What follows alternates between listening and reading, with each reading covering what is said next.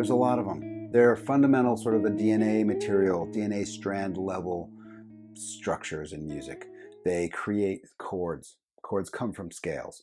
So all chord progressions come from chords that are built from scales. They generate all this harmony. Every scale has a different architecture or a different blueprint, right? Which makes them sound different. So each scale has sort of a sonic personality, right?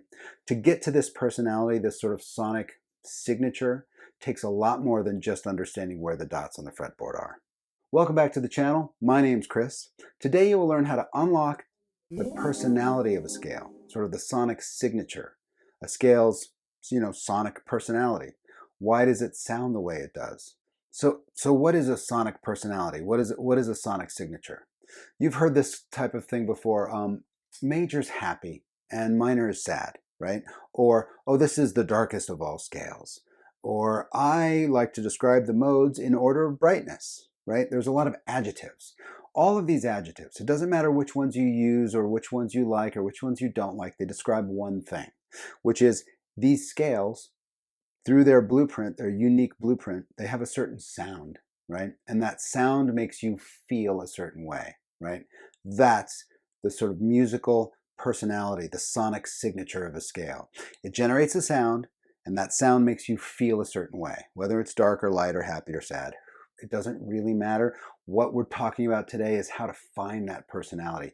How do you look at a scale, play a scale, listen to a scale, and unlock that sonic signature, okay? So I'm going to explain a little bit more about that. Why do we even care, right? Who cares? It's a scale. I'll tell you why we care.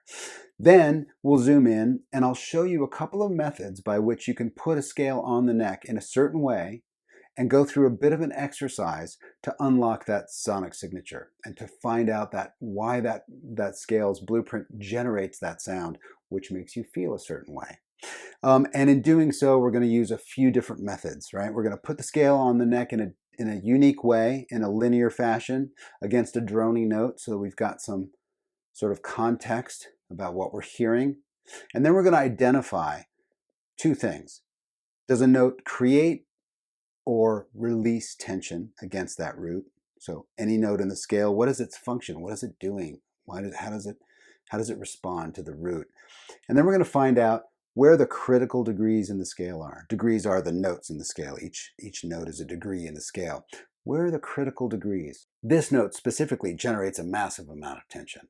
Or this note sort of releases a ton of tension. Or this note's sort of in the middle. It sort of has some tension, but it feels pretty solid. We're going to investigate all this stuff. And we're going to leave you with a set of tools where you can take any scale that you already know, sort of run it through this mechanism, right? Run it through this method, and instantly unlock how and why it sounds the way it does, which in turn makes you feel the way you do when you hear it. All right, let's zoom in and I'll show you what I'm talking about.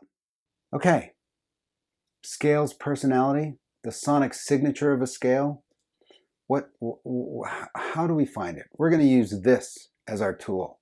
This, along with our brain and our ears, and we're going to find out, I'm going to show you a method to pull the personality or the sonic signature out of a scale. Okay, before we do, I'm just going to reiterate a couple things. Every scale you ever learn shares the same core architecture, which is it divides the octave into a set of degrees, and those degrees are a certain distance from each other. That's every scale. Every single one. None of them do anything differently than that, right? So that's your core sort of architecture of what a scale is. Inside that architecture, every scale has a different blueprint. It has maybe the same number of degrees or a different number of degrees, and the distance between those degrees is different. That blueprint gives the scale its sound, and that sound is what makes you feel the way you do when you hear it, right? So that's the soup, that's the mix that we're looking at. Okay, so I'm going to give us a tool by which to expose all that stuff and really listen to it and really hear those degrees and really hear how that blueprint works. But the very first thing I want to introduce is that there's one critical degree. What is a critical degree? Degrees are inside that scale, right? Inside that octave, there are degrees. The scale has notes inside of it, breaks up this octave into degrees. Each one of those degrees is a note, right? So there's a critical degree that you need to know about in any scale. right off the bat, and that is what kind of third does it have? Now I'm going to explain this really quick. By the way, there are some scales that don't have any third, so just be warned that sometimes you're going to go on a journey and you're going to find out, like, what is this, a major or a minor scale? And you're not going to be able to find out. It's going to not have a third in it. But that's pretty rare. Okay, so what's a third? There are two intervals that carry the name third, the minor third and the major third. The minor third, we're just going to be using A as our reference point. The minor third is the distance of a step and a half, or 3 frets. A to C is a minor third.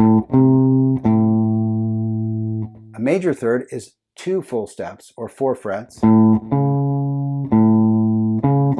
A to C sharp is a major third.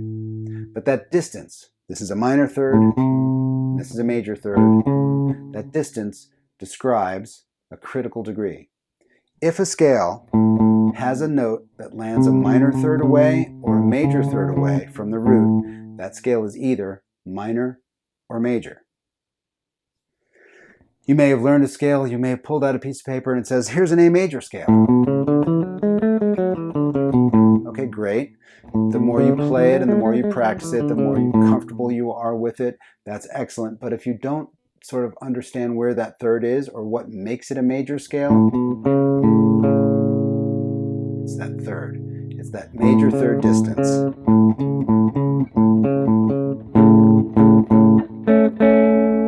That's what makes the scale major. Conversely, a minor scale will have that minor third in it. So that's a critical degree. So we're not just being told that the scale is major or minor, we're finding out why. We're going to that third and we're saying, ooh, it's a major scale, or oh, it's a minor scale. That's interesting. That's a critical degree. That helps define the personality of the scale, the sonic signature. That's one of the first and most important indicators, is that third. Okay, now let's really unlock the core blueprint, right? The full blueprint of a scale. We're going to use A major here. Here it is. 1, 2, 3, 4, 5, 6, 7 root. And here are the distances between those degrees. From the root to the second degree is a whole step. From there to the third is a whole step. From the third to the fourth is a half step. Fourth to the fifth, whole step. Up to the sixth from there is a whole step. 6 to 7 is a whole step. And 7 to root is a half step. I like to think of this scale as having all the degrees a whole step apart except for 3 and 4 and 7 and 1. Right? That's sort of an easier way to look at it. Reduces the cognitive load a little bit. Okay, so there it is, right? Now we have the blueprint. We should understand the scale. Yeah, I can hear it. But I don't know where I am in the scale when I do that. I just playing the notes, right? Here's what we're going to do. Since the scale only requires 1 octave to express its full blueprint, we're just going to take an A drone note here, and we're going to put the entire scale here on the G string, starting on the 2nd fret, because there's our A, right? Here's the A major scale on that string.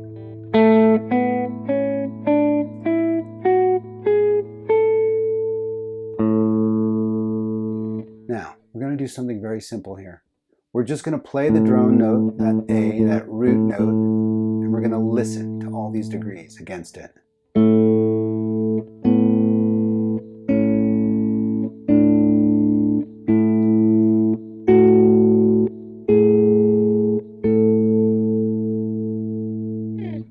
All right, I'm going to do the same thing, but now every time we play a new note, we're just going to talk about is it creating tension?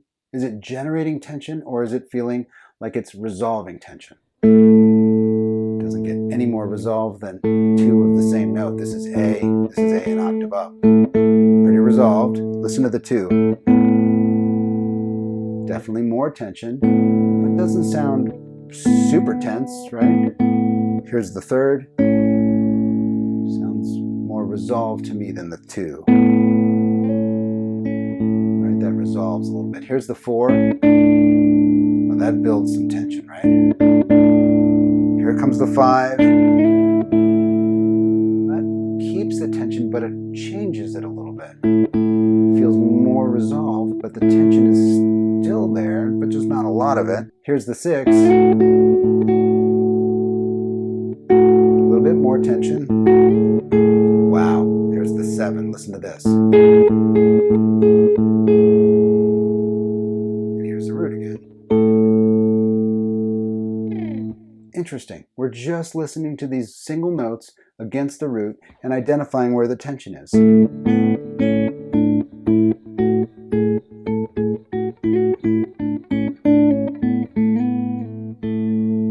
root really sounds great to resolve to, right? Okay, let's look at these half steps. 3 and the 4 and the 7 and the root. Here's the 3 and the 4. Let's just listen to that relationship of those two notes against each other. Which one resolves and which one generates more tension? Pretty resolved. That feels like it's waiting for something to happen, which sounds like it should be this. Third, much more resolved. Fourth has this sort of uplifting, suspended sound. Suspended, that's interesting. That has a lifting feeling. Now let's look at the other half step between the 7 and the root over here. I'm going to take this down an octave just to really listen to it carefully. Which one of these notes, the 7 or the root, has more tension or resolves more tension? I think you know what's going to happen here. That's the 7. There's the root. And there's really no other place this wants to go than right there, right? Fascinating. We've just unlocked the sonic signature of the major scale. Very simply, just by putting that scale linearly on a single string, listening to each note, each degree against the root, and just doing a little bit of analysis. How does it feel to us? Resolved. Tense. Resolved again. Sort of suspended. Tense. Resolved, but not completely resolved. That sounds like it has some tension to it. That has a lot of tension to it. And then finally back to the root again. So we found out a couple things. First of all, the major scale has that major third, which makes it a major scale. That's an important thing. Then we looked at all of these degrees against the root and found out which ones make us feel more resolved or feel more tense. Then we looked at these half steps and did the same thing. We just focused in on the half steps. Which way do they want to go, right? If you listen to that 4 and 3, listen to this. It always wants to resolve down from the 4. Right? That's the big win there. And from the 7 to the root, it always wants to resolve up to the root. Interesting, right? So take any scale you know and do this. Find the critical degree, that third. Is it major or minor? Not just on the paper, not just what they tell you the scale is, but find out. Is it major or minor? Validate that with just by finding the degree. Does it have a major third or a minor third? And then play all those degrees and listen to them. And then look at those half steps. Uh-oh, wait a minute. What? The pentatonic scale. It doesn't have any half steps. Here's the pentatonic scale. Root, flat 3, 4, 5, flat 7, back to the root. Look at these distances. Minor third, whole step, minor third, whole step. What are we going to do now? We don't have any half steps. Let's do the same thing and listen to the pentatonic scale. Here's our root. We're just going to put the pentatonic scale on this string.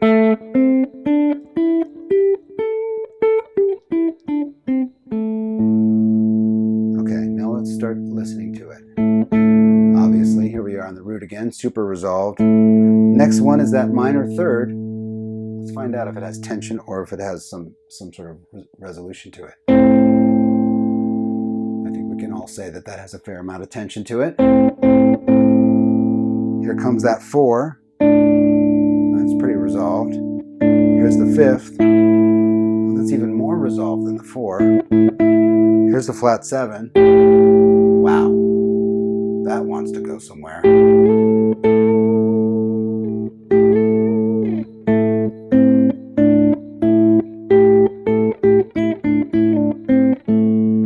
Resolved, tense, pretty neutral, more resolved, very tense, resolved. So the critical degrees here sound to me like that minor third and that flat 7.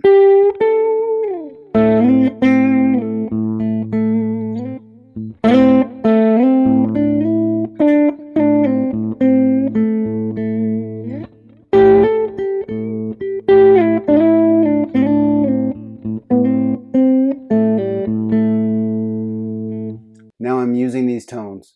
I'm using them. I'm listening to them. I know where their tension is, and I'm moving to it. I'm creating the tension. I'm resolving the tension, and I'm doing it on purpose. I've cataloged the sounds that are in the scale, and now I'm playing the ones that I want to hear. And I'm putting them in an order that creates and destroys musical tension. I'm doing it intentionally because I understand the sonic signature, the personality of the scale. Okay, there it is, unlocking the personality of a scale, right? It's much more than just the dots on the neck, right? Each one of those dots is an interval, is a degree in the scale, and it has a relationship back to the root. And we saw through this method how to unlock which one of these notes functions in which way against that root, which ones create tension, which ones release tension, and which one of those is a critical degree, right? Which one of those notes is like, whoa, that is really intense, right? We sort of figured out with this method how to identify all these things. Then what you end up with is understanding the why a scale sounds the way it does. You unlock this blueprint and do this thing with it. You unlock the sonic signature, the personality of the scale. Then you understand why it makes the sound it does. And as such, why that sound makes you feel the way you do when you hear it. Okay, I've tabbed all this stuff out. That's over on Patreon. Head on over there if you'd like to grab the tabs. I've linked that in the description below. Also, if you feel like supporting the channel, Patreon's a great way to do it. We're building a community over there, and we're diving into these subjects pretty deeply. So I invite you to join us if you'd like, and if you do, I thank you in advance. Okay, take any one of the scales you already know, or a new scale that you'd like to know. Put it on the neck in this way. Go through, listen to all those degrees, really unlock that sonic personality, that sonic signature, and see what you think. See what you think. It gives you a lot of control and power over creating and destroying musical tension, which is what scales and intervals are all about. Okay, I hope you enjoy this. I'll see you next time.